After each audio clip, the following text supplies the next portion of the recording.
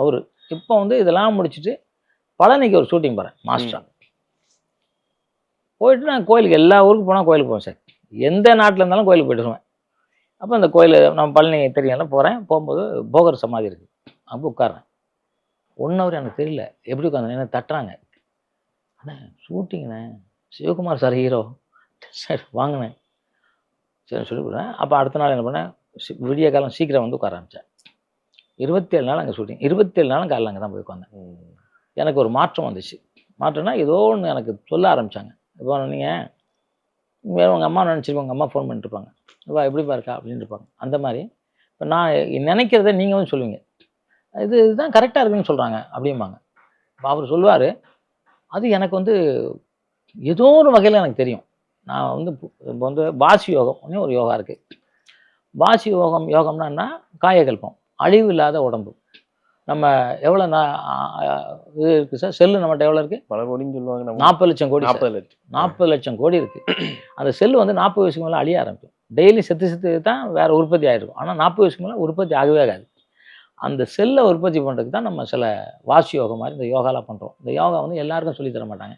இப்போ நிறைய பேர் காசு வாங்குறாங்க, 15 நாளைக்கு எவ்வளோ, 7 நாளைக்கு எவ்வளோலாம் வாங்குறாங்க. ஆனால் அவங்க யாரும் வாசி யோகம் தெரியுதா என்னன்னு தெரியாது, சொல்லித் தர மாட்டாங்க.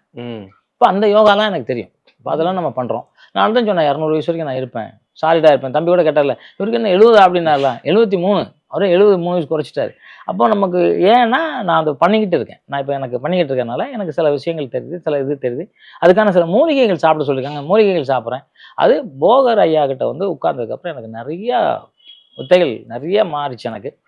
அதுக்கப்புறம் வந்து இங்கே நம்ம செங்கல்பட்டுக்கிட்ட நானும் சூர்யா சார் இருக்காங்க, நடிகர் சூர்யா, போவாங்க. அவர் எங்கிட்ட ரொம்ப நாள் பேசுவார். அங்கே வேலைக்கிழமை காலையில் நான் சூர்யாலாம் போயிடும், அங்கே போய்டும், செங்கல்பட்டுக்கிட்ட அது அந்த ஊரில் போயிடும். சமாதி ஆகிட்டார். போயிட்டு அவர் நிறைய விஷயங்கள் எங்களுக்கு சொன்னார். எனக்கு தெரியும், சூர்யா சாருக்கு தெரியும் சொன்னார். அதுக்கப்புறம் தான் சூர்யா சார்லாம் டாப்பில் வந்தார். ஸோ அந்த மாதிரி பண்ணால் அவர் சமாதி எங்கே ஏற்றாப்புல தான் அவர் சமாதி ஆனார்.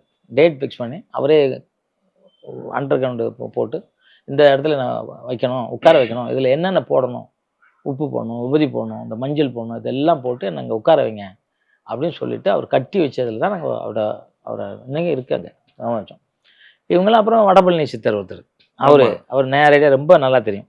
இது மாதிரி இது எங்கேயோ எனக்கு சித்தர் பார்த்துக்கிட்டே இருக்கேன் சார். இப்போ பாருங்க, ஒரு போன 2 மாதம் முன்னாடி ஒரு அகோரி லேடி சித்தர் வந்தாங்க என்ன பார்க்க. ஓ, அகோரின்னா தெரியும்ல? தெரியும். இந்த காசியில் துணியை கட்ட மாட்டாங்க, என்ன வரும்போது கட்டிட்டு இருந்தாங்க. ஆனால் அவங்க வந்து அகோரி. அதுக்கப்புறம் என்னோட பேட்டியை இன்னொரு அகோரி என்னோட தம்பி வந்தாப்புல, என்னை பார்த்து எடுத்தே அவர் வந்தார்.